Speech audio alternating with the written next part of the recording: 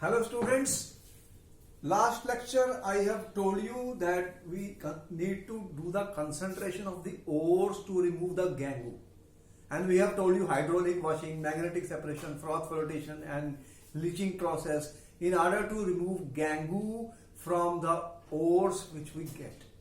After the ore is concentrated, next thing which we want to do is conversion of ore into metal oxides. I am saying the concentrated ore is converted into the metal oxides, and then these metal oxides are reduced. They are reduced to give metals. Now you will ask me this question: why do you need to convert concentrated ores into metal oxides first and then you reduce them? You see, why don't we reduce them directly? Because a direct reduction is not possible and is not feasible economically. Now what happens is that once you convert the metal ores which are there, like carbonates, sulfides, or you have the hydroxides of the ores, all these metal ores, you convert them into metal oxides first, because it is more easy to reduce metal oxides, and it is economically cost less. It costs less to reduce metal oxides to metal, because we have carbon, large amount of carbon, coke, which can be used as reducing agent, in large number of the extraction of metals like iron, zinc, aluminium, copper, etc. So most of those metals which we need in large amounts, aluminium which we need in large amount, copper we need, iron we need, they can be reduced cheaply. It costs less by using coke or carbon. Therefore, what is done is the concentrated ores are converted into metal oxides. This process means that we are oxidizing. Oxidizing means loss of electrons. So we can call this process as a de-electronation. So what we are doing? You are converting these metals into metal oxides. You are oxidizing metals and forming oxides. You are forming oxide means you are doing de-electronation, loss of electrons from the metal ions. That's what we are trying to do in this way, because once the oxides are formed, it is more economical, it costs us less money, it is cheaper to reduce oxides of the metal by using reducing agents like carbon, or some other reducing agents will also be used. And finally, those metals which are highly reactive and cannot be reduced by carbon, like magnesium, sodium, calcium, for them we will need electrolytic method for the reduction. So the whole thing is that the cost which we have to pay in order to recover metals from their ores. If it is very costly process, then our purpose is lost. Therefore, we cannot use such method. Therefore, the question is how to convert metal ores which we have into the oxide. There are two processes which have been used. One is called calcination. This is a very old method. What was done? This has been derived from calcinar word, in which calamine, in which limestone is CaCO3. It was heated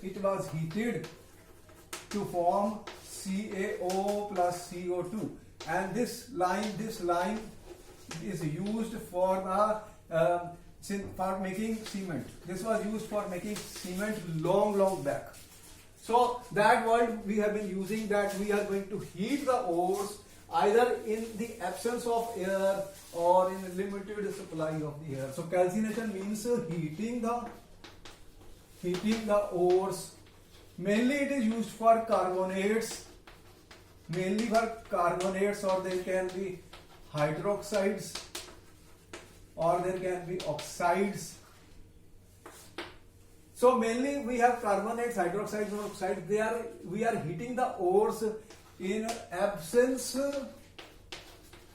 or in limited supply of oxygen, limited supply of air. We are saying so most of the times the air is absent and there is a furnace in which high temperatures are maintained, like reverberatory furnace. So you will get this in your NCERT books also, what type of furnaces are being used.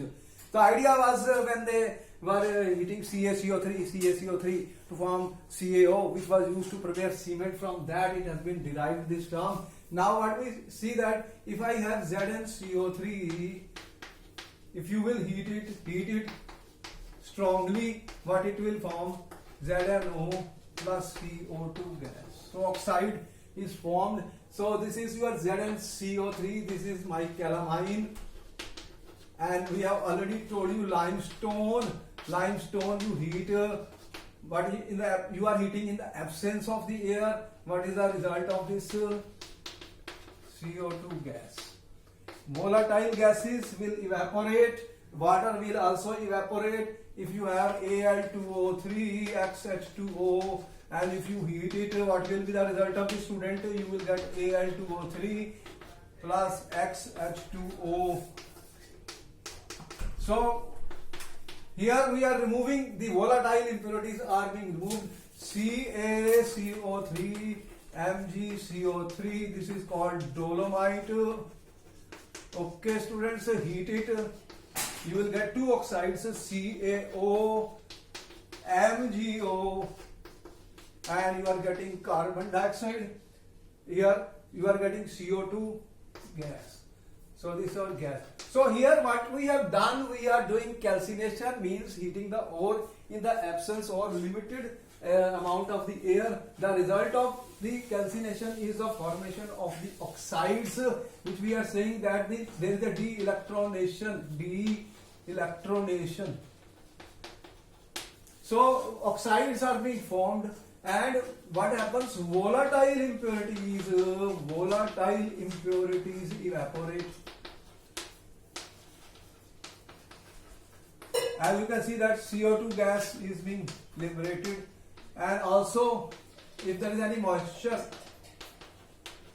it evaporates. Water also evaporates. Further, the ores become porous. They become porous, and it is more easy to do further reduction of the ores which are becoming porous. This is our calcination process, students, which we have told you. Now I am coming to another method which is used. The important point in calcination is that, or roasting, is that the ore should be heated below melting point.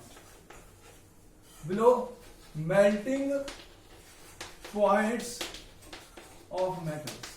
You see, if metals will melt, then the process will be lost. We should be heated, the metal should be heated below the melting point for calcination as well as for the roasting, which I am going to discuss. Second, roasting. Roasting is mainly done for sulfide ores, students. Sulfide ores. So what we do is that we heat the sulfide ores in the presence of air or oxygen.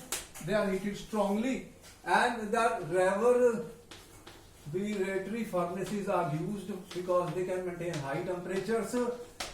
And for example, I say ZnS is my zinc blend.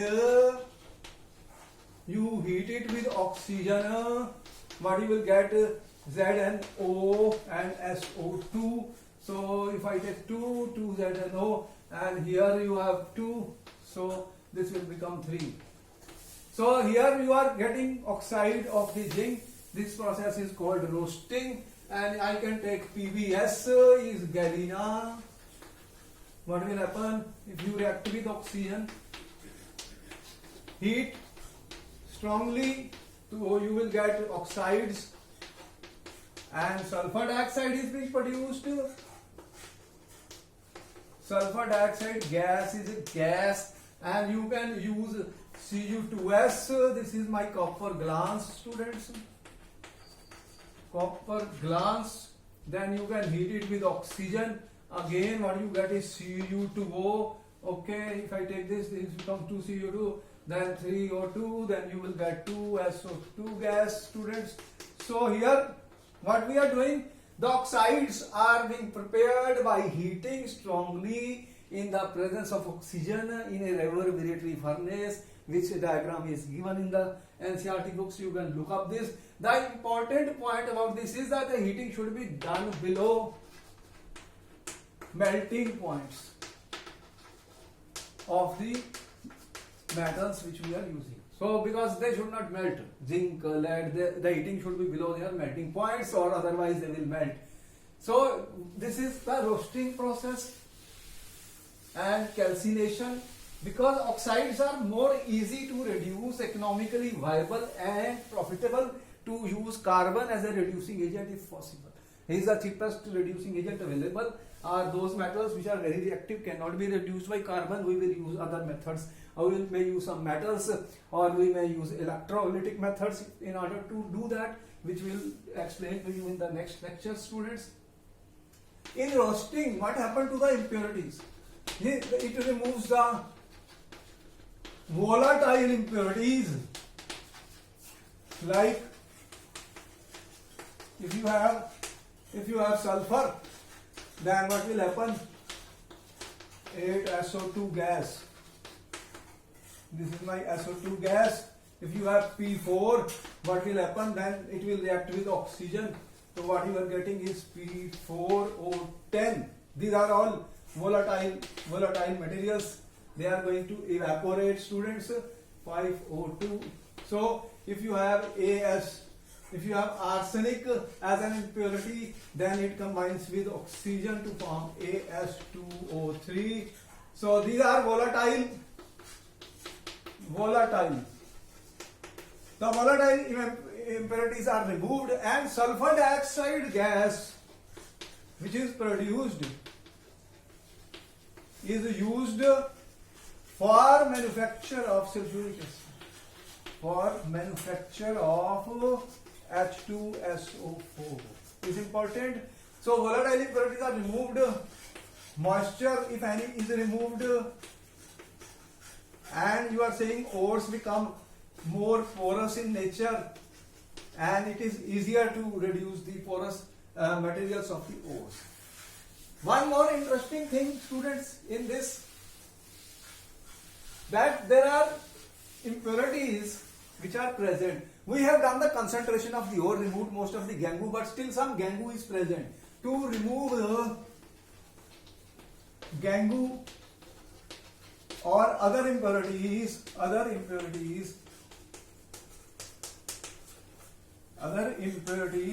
what we use, chemical substances used. Chemical substances used are called flux. The flux could be like CaCO3, MgCO3, SiO2. They have been used as flux to remove the gangu or other impurities which are present in the ores. And sometimes we may use them during roasting process also. We may use them, students. So here what is important is that there are two types of fluxes, and what the compound or substances, or I can say the waste matter formed by gangu plus flux is called the slag. This slag floats, is lighter than metal. It floats on the surface of the metal and can be removed. The waste material which is formed is called the slag. It floats on the surface of the metal can be removed. And one more advantage is that because the slag floats above metal, hence it prevents further oxidation of metal. It prevents further oxidation of metal. Important point. The metal is saved from the further oxidation by the oxygen or air which is present. So let us give you the example of this, that in the extraction of copper oxide from copper oxide or copper sulfide, during roasting what we have, iron oxide is present as an impurity. This is our impurity. This is my Gangu. And what we can do, we can add SiO2 to form FiSiO3. This is my slag and this is my flux. This is my flux. So we can add this during the roasting process. And you can see that this is acidic flux and the impurity is basic. Impurity is basic. Further, we have another example in the extraction of iron. In the extraction of iron in blast furnace, which we will discuss later on, blast furnace, the SiO2 is impurity, and we use CaCO3 as flux. So what will happen, students? CaCO3 will dissociate to give Ca plus CO2, gas, solid, and what will happen then? SiO2 is my Gangu and it will react with CaO. CaO is my flux and it will form CaSiO3. This is a slag and this floats on the molten iron which we prepare. So the iron which is coming in the blast furnace, on the surface of that floats the slag CaSiO3, which can be slagged out, which can be removed. Hence the flux and slag are important. This is basic. Flux is basic because the impurity is acidic.